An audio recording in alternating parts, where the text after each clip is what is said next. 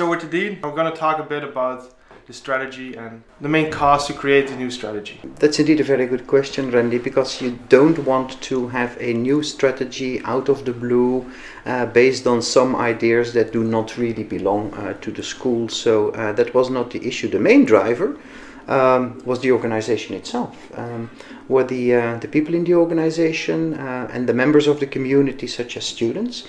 And we had a feeling that, we needed something new. We needed to refocus, to concentrate on core business.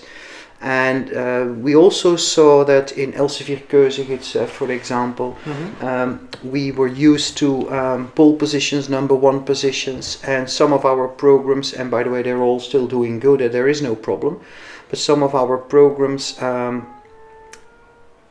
took position number 2, and some of them even were closer to the 3rd position as to the 1st position, and we just realized that this is not us.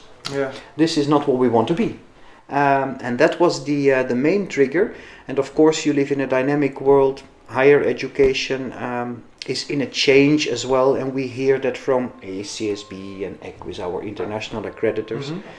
I also have experience now in the ACSB EQUIS network as a peer review team member, so I visit schools, I look into the kitchen of other schools, and you always find out that other schools have great ideas as well, that you haven't even thought of, and that brought us together and say, well, yes, it's time to do something new, it's time to re-energize our ideas, to be creative. And it was thus organization-driven, people-driven. Yes. It's not coming out of the blue, and it certainly is not a panic reaction to, oh, the world changed, and we haven't seen this, and now our programs have quality problems. No, that is absolutely not the case. So it's really stepping up the game and Yep. keeping change going, not Yep. settling down. Absolutely not. It's continuous to take or retake the lead. That's our ambition. And just look at our mission and vision. It's fine. We didn't change a word. And this is also why I introduced the strategic exercise as a renewed strategy for a renewed school. Yeah. It's not about something new that we are not used to, or that now we finally realize what it is to be a good school, because we are a good school.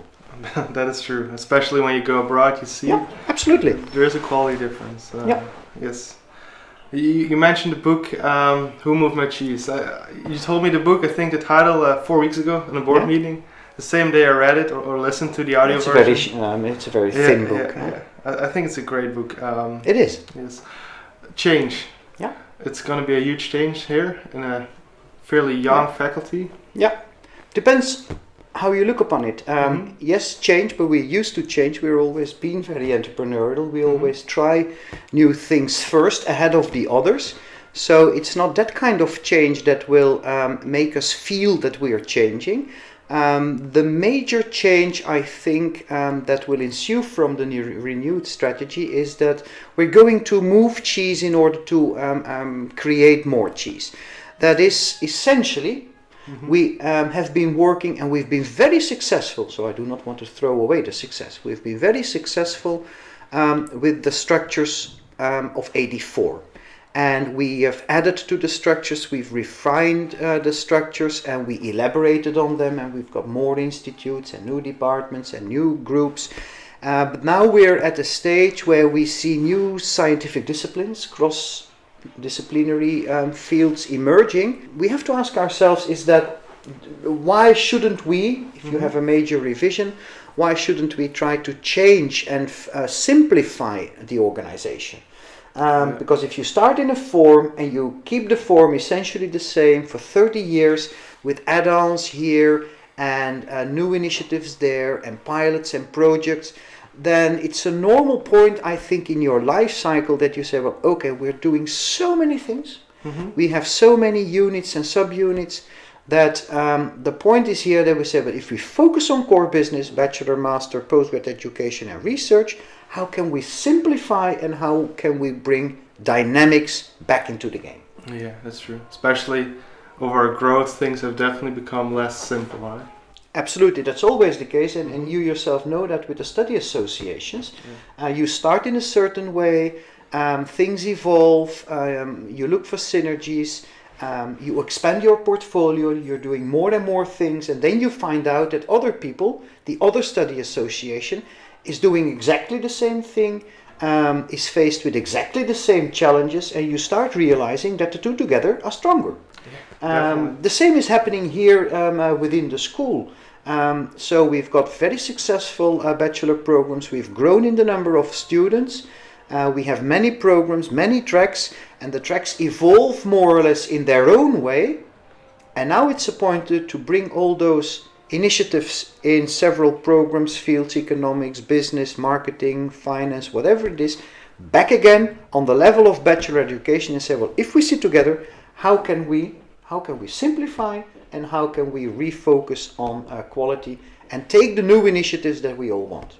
That's essentially the question. That's a great question.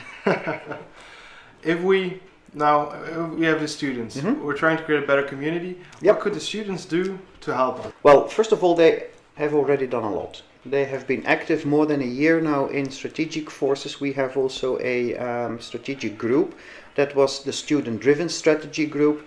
I'd like us to continue that initiative, and students change, so I'd like a new group of students continuing that strategic task force, because students are a major driver. It's not that we see them as clients, there's a difference there. We see them as active members of our academic community, so they have responsibility and they take responsibility to join that. How should we redefine, increase quality, continuously improve our bachelor program? So first of all, they've already done a lot. A lot of the new strategy, you know that, and we presented it yesterday, is based on what the students identified as challenges, nightmares to be avoided, dreams, factors of success, and things we haven't been that good at all up on this point. So that's the bottom line. And it will remain the bottom line. What can they do? I would very much like to engage with students on themes like assessment. Yeah? Students study here. What kind of assessment? An exam is the most direct example of assessment. But if you assess a learning experience here at the school, and if you say that we're a school that focuses on global leadership, and if we want community building, then assessment through an exam is way too narrow. And if you continue to focus on the exam only, then you invite students to take the attitude, I want a 7, and why is this a 6.5? And you see a lot of complaints that seemingly have to do with the grading of the exam, but if you listen carefully, if you look at it very deeply, then it is a problem of why do we have this type of exam, and why is this the only measurable way of what we did as students, how we developed ourselves. So I think in the modern world, and there are schools out there that try to do that broaden assessment, that's an initiative that we should engage in.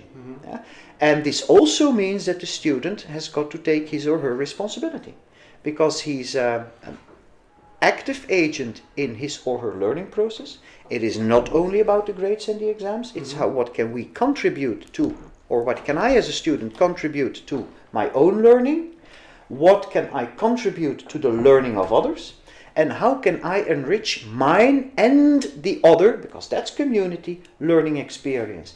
And this prepares you for the job later on in the world. Because if you think that you can do it all on your own, and that you have to be the smartest in the group, and that this will secure you a successful career, you're wrong.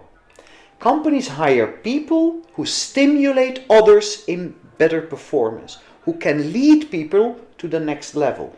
That's the kind of careers we want to offer our students, and we do not want to create the kind of student who says, leave it to me, I do it on my own, and as long as I can outcompete my direct colleagues, I'm seen as the best. Wrong. You will be seen as the best if you lead the pack to better performance. It's not about you. It's about the organization's goals. It's about the job you and others do together in community.